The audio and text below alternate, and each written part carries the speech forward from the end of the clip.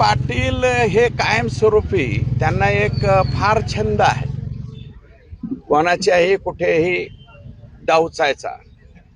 तर मला वाटतं त्यांनी माझ्या नादी लागू नये। मी सोपा डावचायचा माणूस नाही।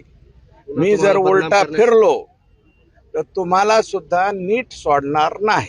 जयंत पाटलांनी ती तिकडं बघायचं, ती दादागिरी त्यांची, ती नौटंकी बोलण्याची आणि त्याच्यानंतर याच्यात बोलायचं। तुम्हाला जेवढं जमतं ना, देवाने तुम्हाला जेवढं दिलंय त्याच्यापेक्षा 1% आमच्या देवाने सुद्धा आपल्याला जास्त दिलेले। तुम्हाला बाकीचे लोक गप्प बसत असतील, आम्ही गप्प बसणार नाही।